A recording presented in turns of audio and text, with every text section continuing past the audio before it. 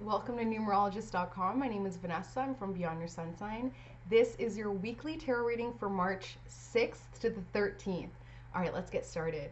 First, all you got to do is think of a number between 1 and 3. 1, 2, or 3. If you chose card number 1, this is one of those cards and one of those situations where you want this, okay? So there is something happening in your life this week that I'm just going to give you the permission, because that's all you need in order to accept it within your own psyche. I'm just going to give you the permission to openly embrace this. You have the world at your fingertips. So take like a second to pause this video and really think about that. What does the world at your fingertips mean to you? What does that look like? Because that's your life right now. So it's kind of like when you're younger and you're judging your appearance, and now, 15 years later, you're like, phew, I wish that the girls were up that high. You know what I mean? Things like that.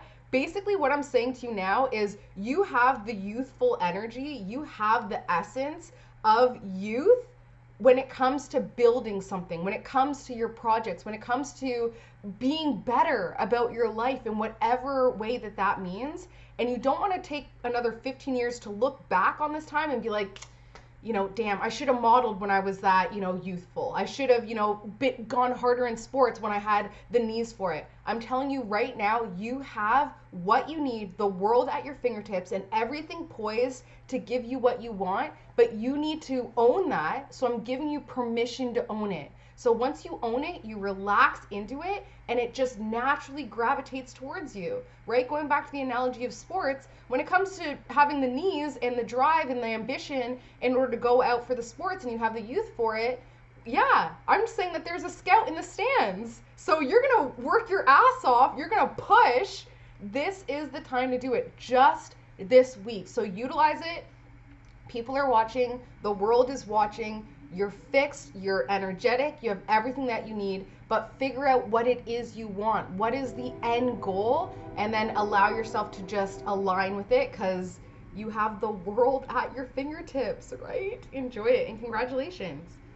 Okay, if you chose card number 2, we have the Seven of Pentacles. So the Seven of Pentacles is basically about looking at your investments, and I'm really drawn to the white shoes here. So when I think of white shoes, for somebody like me, that is impossible to wear white shoes and not have to clean them all the time. So white shoes tell me that your energy is sparkling clean. Where you're walking, the path that you're walking, even if there was, some shit on the ground, you've cleaned it off. Like, you are walking a pure path right now. And with that, you can now start to invest back into yourself and say, all right, I know that in the past I've stepped in some crap, but I moved forward, I cleaned it off, and I'm still safe and comfortable enough to continue wearing white shoes, even though I know it's muddy outside, because I know how easy it is for me to properly cleanse, get myself back to purity, get myself back to innocence, get myself back to center. I know that I continue walking this muddy path, in the middle of a rainstorm, because I know how to properly cleanse myself. So do your egg cleanses, do your smudging, do what you need, your sound baths, do what you need to do in order to cleanse yourself, and then invest that energy back into the spaces that bring you that same level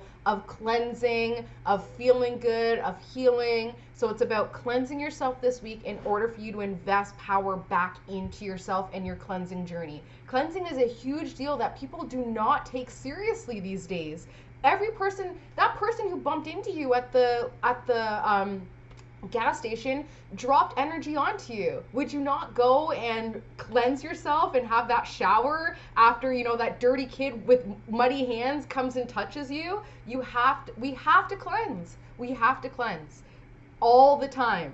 All right, if you chose card number 3, we have the Eight of Swords. So the Eight of Swords is thinking that you are powerless to a situation. And the reason why you think that you're powerless to a situation is because you're not seeing what you need in order to break free. So when you look at this person here, because they are blindfolded and bound and standing in water, they don't recognize that they are surrounded by all the tools that they need in order to free themselves. And the swords represents our thoughts. I've been learning a lot about NLP, right? So study some NLP. It's amazing when you realize that, what was it, like 80% of our thoughts are on autopilot, and out of that 80%, 95% is negative, is victim mode, is feeling like we're trapped in these cycles or these generational curses or patterns or karma or what have you. We literally have 8 different resources to free ourselves, but we can't see them because you're not supposed to see these resources. You're supposed to feel it. It's a vibe. It's knowing that you're powerfully and divinely protected.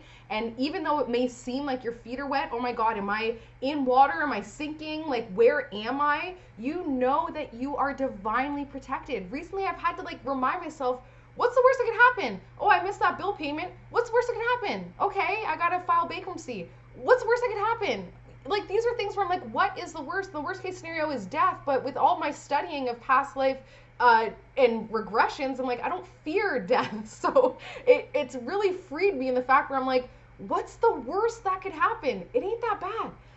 There were 3 cards on top that were face down, and they are saying that it is time to take some rest in order to figure out what your karma is, what your balance is with your generational abundance as well. So these are the things that are blocking and preventing you to recognize, yeah, I can free myself, I can liberate myself, and it's because you haven't had enough rest and alone time. This is a 7 universal year. It's all about isolating. It's all about doing the inner work. It's all about investing into your own spiritual journey, doing that rest so that you can really figure out what the karma is when it comes to your family's money. Is it a scarcity mindset? Is it I just realized that I can have a life of ease that my mother and grandmother didn't have. We can do that and we can own it, and we don't need to feel guilty about it because our grandmothers and our mothers made their sacrifices and their choices in order to give us this abundance and this amazing, beautiful life. So we can have a life of ease. We can also have a complete life of hardship. It's all depending on your mindset. And right now, this week, it's just about really catching your thoughts and be like, all right, that's my mom saying that money doesn't grow on trees. That's not my truth. Money legit grows on trees and falls from the sky for me, right? Just changing that narrative. If you need a personalized reading one-on-one, shoot me a message on Instagram. Beware of scammers. Get me to send a photo or something to identify myself every single time. You can find me on Instagram, Beyond Your Sun Sign, or you can email me directly, beyondyoursunsign@gmail.com. Have an amazing week, and I will see you next week. Bye.